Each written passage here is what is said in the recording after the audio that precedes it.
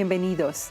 Hoy en adelante, el escritor Oscar Mireles presenta su tercer libro de I Didn't Know There Were Latinos in Wisconsin.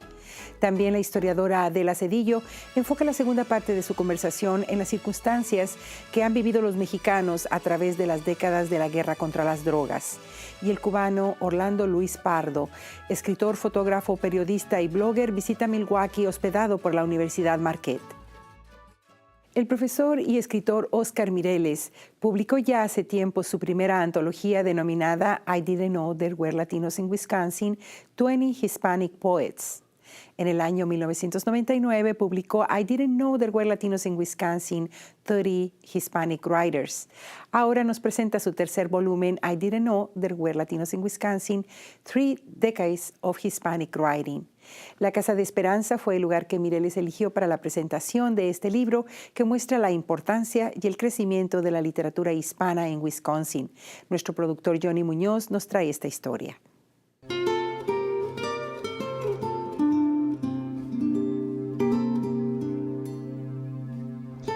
The name of the book is I Didn't Know There Were Latinos in Wisconsin, 3 Decades of Hispanic Writing.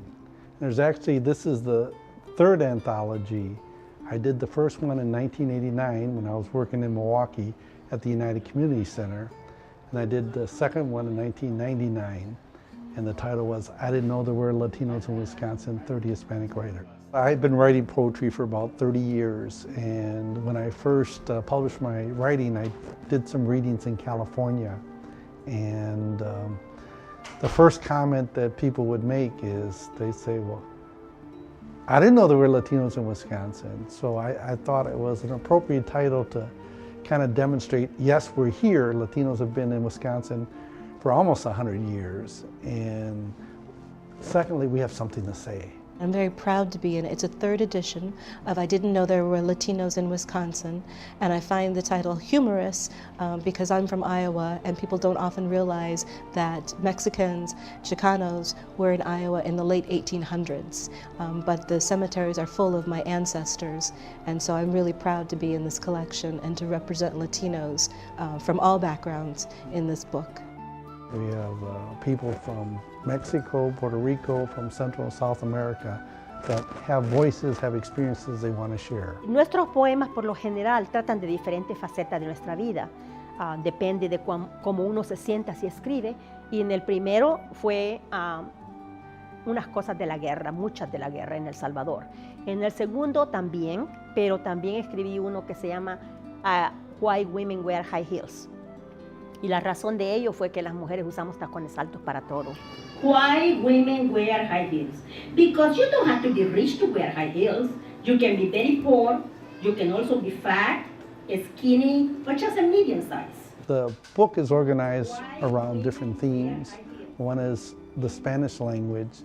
So several people wrote about being forced to speak Spanish because their parents wanted them to keep their own culture. And then there was a young person that kind of resented being forced to speak Spanish because it made her feel different from all her American friends. And then now that she's a parent and has children, now she realizes what her parents were trying to instill.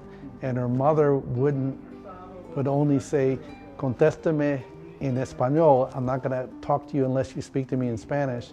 And now, because she has a resurgence of her own language, now she's telling her children the same thing. I won't talk back to you unless you answer me in Spanish. Latinos is a very generic term for people that come from all different countries and all different backgrounds, and we have been here in the United States for a very long time. So this is a really good collection to bring that up. Some people experience more discrimination than others, and some of that is told in the book. Girls in gossamer gowns flicked across the stage, little ballerinas in the making, before age and race add weight. In order to encourage other people to contribute, other Latino writers, we've done readings like we're doing tonight, where there'll be people that are interested in hearing us read, and they'll come up to me later on and say, you know, I write. I wrote something about my family, I've written poems, I've written short stories. So having the readings bring out the writers. So I participated in the Wisconsin Book Festival in Madison in 2002, and we got about 10 or 12 writers that I hadn't met before submitted material. Each anthology has had new writers. In this anthology, there's 10 people who have never published before. So part of the goal of the anthology is to encourage new writers to share their stories. I can't go on, I heard myself say in a muffled gray voice. Me llegó una invitación que sí quería participar, entonces yo no sabía qué enviarles, les mandé un poema y un cuento. El poema se llama Sin Nombre y el cuento se llama Laberinto. No recordaba si se los mandé en español y en inglés porque escribo en ambos y los tenía en ambos, pero veo aquí que están en inglés. I glanced at the icy distance and thought of how much I hated the cold. I think stories are being written now. My children, whose mother is Colombian and I'm a Chicano, they're Chilumbians. They have a different experience than I did growing up as a Chicano in Racine, Wisconsin in the 60s and 70s. So they have a different experience. They need to share their stories. We have a lot of stories out there of Latinos. We had a woman from Ecuador and her dad is Polish. So there's a lot of variety of experiences. If we don't tell our stories, no one will. So I would encourage people to continue to submit material to me and don't be afraid to share your voices. Yo digo, ¿no?, que los latinos no necesitamos un psiquiatra, necesitamos poesía. Así es que la poesía para nosotros es como terapia. No hay más grandes escritores y poetas que los latinoamericanos. Cuando nos sentimos tristes, alegres, de lo que sea, escribimos. Y eso es el libro, sentimientos de nuestra vida, de nuestra sobrevivencia en los Estados Unidos. Me parece que es un libro muy importante en el sentido en que marca una pauta en nuestra presencia, no solo nuestra presencia como latinos en Estados Unidos y en Wisconsin en particular, sino nuestra presencia como escritores, ¿sí? Nosotros escribimos, somos parte de la literatura de este estado y creo que eso es un trabajo muy importante. It'll be available at local libraries. You can also purchase it as Amazon.com, so you can go online and purchase it. And it'll be at some of the local bookstores. I know in Milwaukee it'll be at Woodland Pattern and some of the local bookstores in Madison. It wasn't time for a Chicano superstar to be pelvising around on the Ed Sullivan Show, especially after church. Latinos are here to stay, so I think the question, I didn't know there were Latinos in Wisconsin, will be answered very soon. Poetas extraviados en el eterno sueño profundo de poemas inéditos.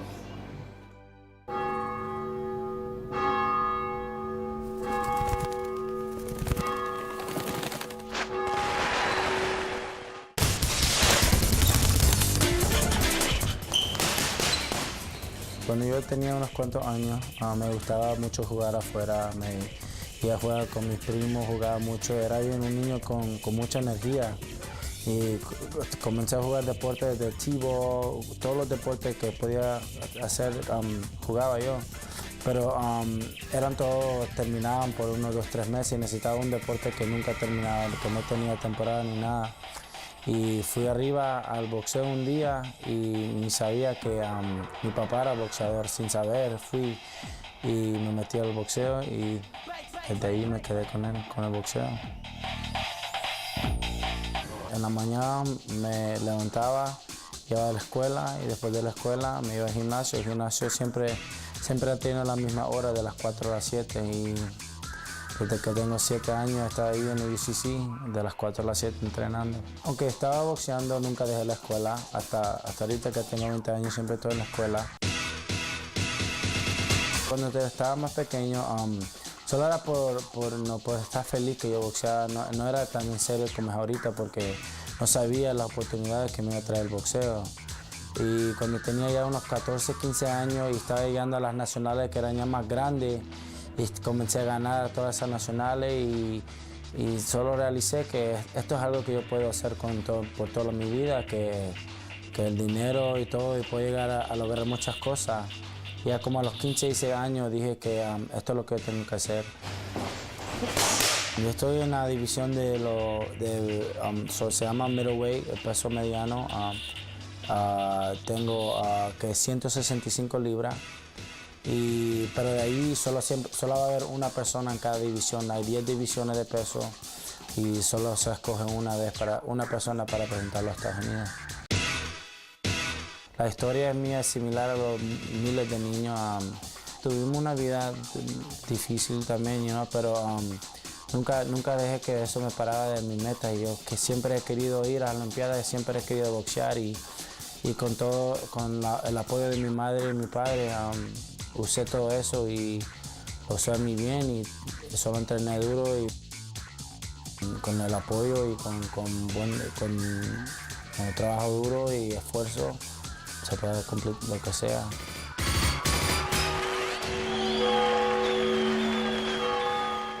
La desaparición de los 43 estudiantes de Ayotzinapa en Iguala, Guerrero, México, ha despertado la solidaridad internacional. Adela Cedillo, una historiadora mexicana que está estudiando su doctorado en la Universidad de Wisconsin-Madison, escribió un libro sobre la Guerra Sucia de México. Ha investigado por años junto a las familias de los desaparecidos y se considera una activista. En esta segunda parte de nuestra conversación, habla de las circunstancias que la población civil mexicana ha enfrentado por décadas debido a la guerra contra las drogas.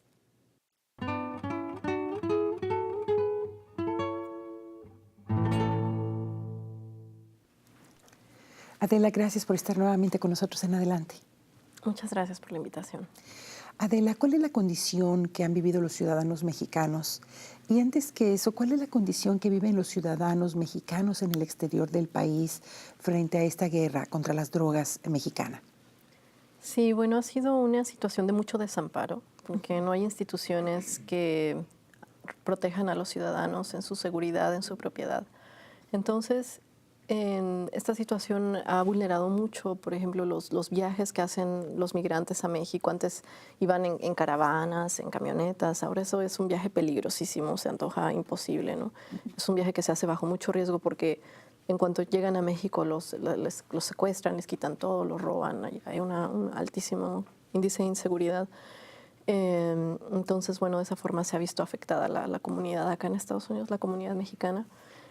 Y en México, pues a la gente allá le toca padecerlo como algo cotidiano, ¿no? Esta inseguridad, esta imposibilidad de confiar en las instituciones de procuración de justicia. Si una persona va a denunciar un delito con la policía, bueno, posiblemente ese policía está coludido con un grupo criminal y la persona que denunció el delito va a sufrir la venganza de ese grupo porque la policía actúa como informante de las redes criminales. Entonces, ante esta indefensión, pues la gente, yo creo que se ha sumido en una tristeza y en una desesperación muy profundas porque no denuncian, de 100 delitos se denuncia uno y se denuncian 10 y se resuelve uno.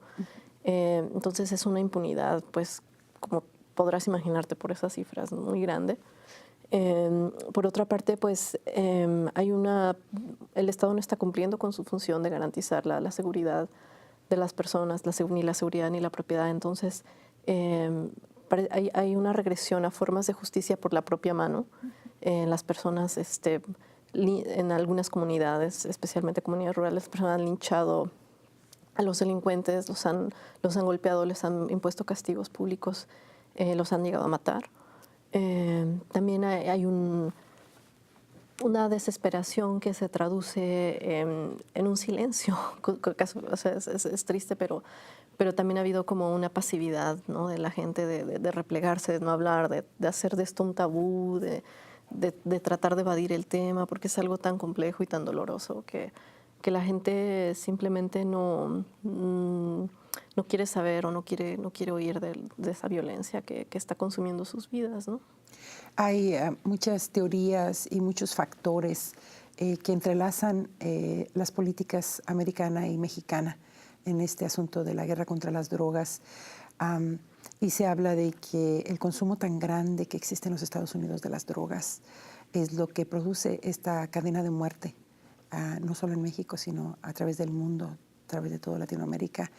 Hemos escuchado cifras alarmantes como que la población estadounidense es el 5% de la mundial y esa población consume el 50% de las drogas que produce el mundo entero.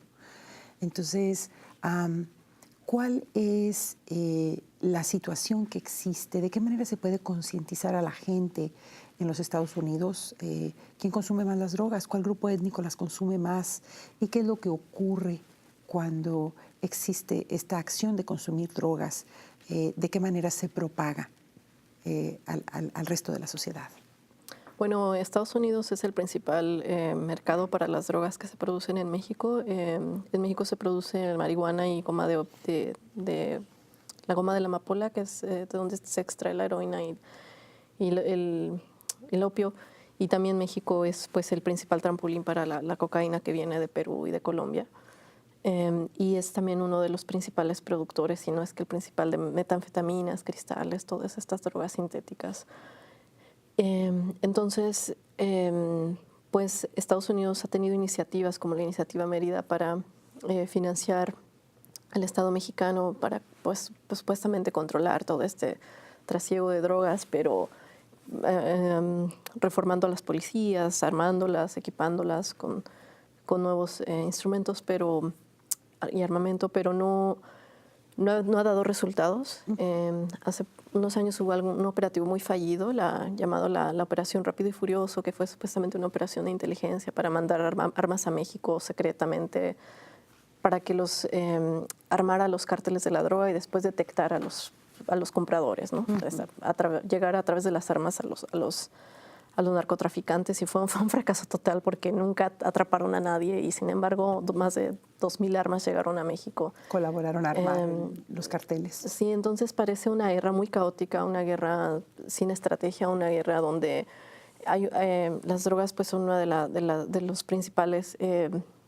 El lavado de dinero en México se calcula que el 50% del dinero que se maneja en la bolsa de valores proviene de actividades ilegales.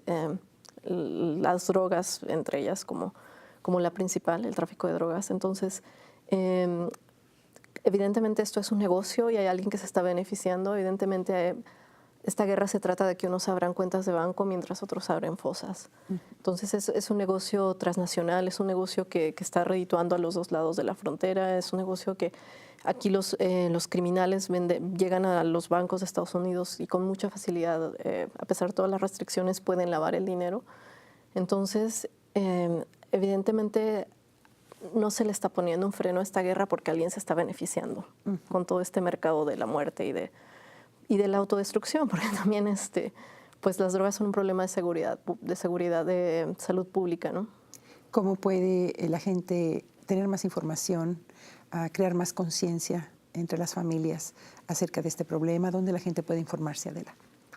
Sí, bueno, sobre las drogas, pues hay diferentes centros aquí en Estados Unidos de salud donde la gente puede pedir información. También en muchas iglesias distribuyen folletos sobre cómo prevenir la adicción en los jóvenes. Y yo añadiría un elemento adicional, que la gente tenga conciencia de que cada que ellos fuman marihuana o se inyectan heroína o no sé, están haciendo un daño terrible a un país. Porque quizá a los consumidores de las drogas no les preocupa de dónde vienen, cuál es la fuente de estos productos o en qué condiciones se crecen. Pero es un mercado de muerte, es una producción que ha causado miles y cientos de miles de pérdidas de vidas humanas.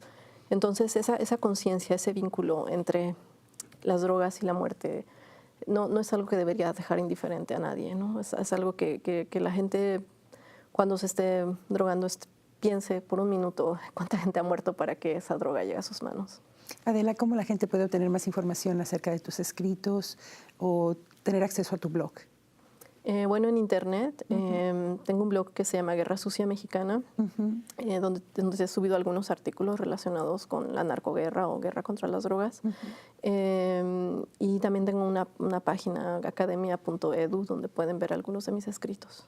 Bien, Adela, gracias por estar con nosotros. Gracias.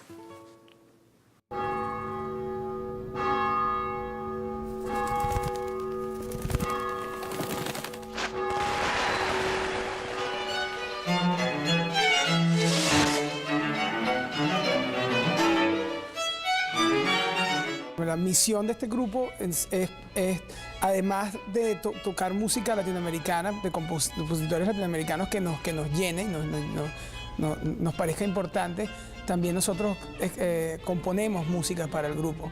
Entonces abre esa posibilidad para todos nosotros, no solo ser integrantes, ejecutantes, sino también compositores, ¿no? El nombre como tal, Sweet Plantain, se le ocurrió a David Gotay, el chelista, que un día estábamos en el carro yendo de un ensayo y entonces estábamos todos pensando, bueno, ¿qué nombre le ponemos al cuarteto? Entonces a él como le gusta los plátanos maduros, el Sweet Plantain, además que pensando en los 90s, en el grunge, en los grupos de rock, que se le llama el grunge movement, Pearl Jam, Smashing Pumpkins o algo así, o sea, tiene nombres de comidas, ¿no?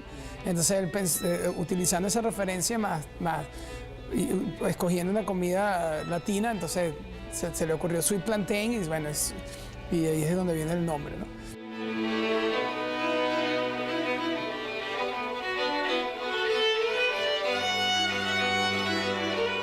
El cuarteto en sí es un ensamble tradicional. Nosotros tocamos jazz, tocamos música latinoamericana, tocamos hip hop, tocamos música latina. Entonces, no somos un grupo de jazz, no somos un grupo de hip hop, tampoco somos un grupo de música brasileña. Entonces, es como todo eso, ¿no? Entonces, se podría decir que es un grupo como un crossover que abarca diferentes estilos dentro del formato del cuarteto de cuerdas. Un saludo a toda la gente de Milwaukee de parte de Sweet Plantain, con mucho cariño, desde Nueva York, haciendo un concierto en Milwaukee para ustedes.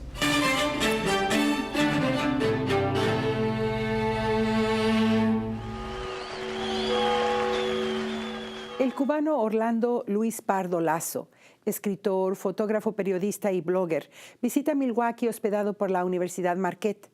En la primera parte de nuestra conversación, explica los retos que viven los cubanos para tener acceso al Internet en uno de los países del mundo que ejerce mayor control sobre los medios.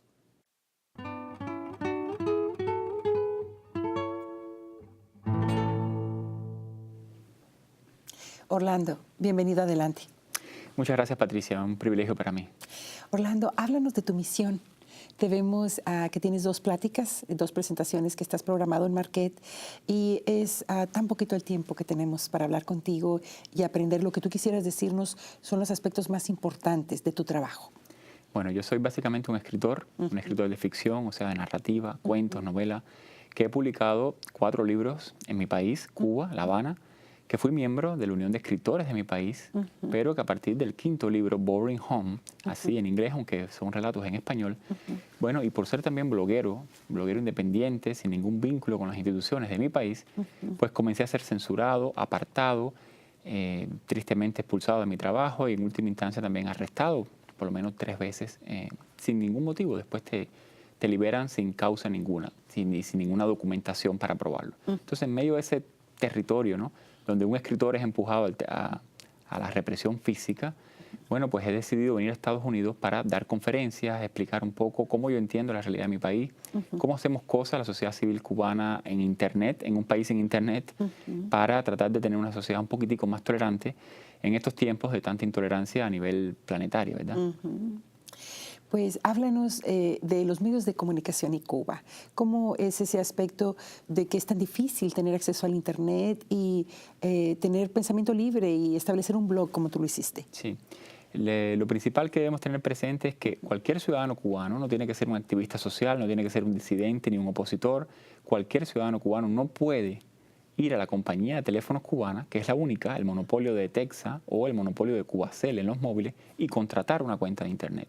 O sea, estamos hablando usted y yo en este programa y ningún ciudadano cubano puede tener un acceso pagando una cuenta doméstica de Internet ni en sus móviles. Por supuesto, hay acceso a Internet. Hay a través de las instituciones, hay un gran mercado negro en Cuba, todo se resuelve un poco al margen de la ley. Están los hoteles turísticos, donde uno va y pagando una salvajada de $10 y $12 una hora. Pues te ¿Cuándo los salarios son allá? Bueno, un salario medio en Cuba puede ser alrededor de $20, $25 al mes. en el equivalente de moneda nacional, ¿no? ¿Cómo poder pagar $5 o $10 por usar el Internet? Bueno, ¿sabes cómo? Porque muchas veces tenemos un familiar en el exilio y ese familiar que ha sido apartado de su patria durante décadas, pues son ahora los que están enviando una cantidad que se calcula por arriba de los billones de dólares anuales cada año. Y entonces ahí es que ha comenzado a regenerarse y a moverse un poco las claves económicas de mi país, incluido este pago abusivo a la Internet que impone el monopolio de la compañía telefónica. ¿Cómo llegas, Orlando, a los Estados Unidos?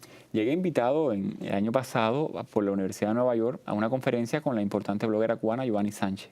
Recorrimos algunas universidades y después yo he empezado a inventarme un itinerario propio, un poco como un laberinto o un crucigrama que uno va haciendo de un lugar a otro, y he terminado en la Universidad de Brown, en Providence, en Rhode Island, donde me he ganado una estancia, una residencia por un año para terminar una novela que estoy escribiendo, que es la novela de la experiencia mía como exiliado interior en la isla, apartado y un poco apestado por las instituciones oficiales, y ahora mi experiencia como exiliado verdadero, exiliado geográfico, ¿no? ¿Qué escribes en tus libros? Bueno, me gusta mucho el realismo, pero soy un escritor también que trabaja mucho con el lenguaje. Hay una tradición cubana y iberoamericana del barroco, y a mí me gusta mucho experimentar con las palabras, pero básicamente también me interesa el realismo y me interesa mucho contaminar. Esto casi no lo hace ningún escritor en Cuba, para evitarse conflictos y problemas. Me gusta contaminar de política mi ficción. No es que yo quiera convertir mi literatura en una denuncia, pero sí me interesa apropiarme de los imaginarios, de las consignas. Un país que ha sido bombardeado por consignas, por pancartas, por una prensa única, por un líder único, por un partido único. Entonces eso va generando como yo diría una paranoia. Y a mí me interesa explorar esa paranoia política como escritor de ficción. Qué barbaridad, Orlando. Toda una vida cabe en estos poquitos años de tu vida, toda una vida de una sociedad que enfrenta un reto que parece no tener fin. Es un placer tenerte con nosotros, es un gusto escuchar tu voz y darle voz a todos aquellos que no pueden tenerla. Muchísimas gracias, Patricia.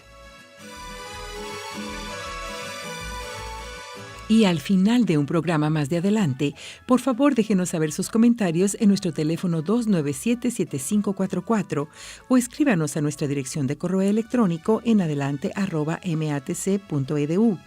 Y visítenos en nuestro sitio del internet en mptv.org y en Facebook. Sintonícenos en Milwaukee Public Television, canales 10.1 y 36.2 todos los martes a las 6:30 de la tarde y en canal 36.1 los miércoles a las 12:30 de la medianoche y los domingos a las 6 de la tarde. Y en MPTV VM 10.3 los viernes a las 6 y 6:30 de la tarde y los domingos a las 8 de la mañana. Soy Patricia Gómez, gracias por acompañarnos.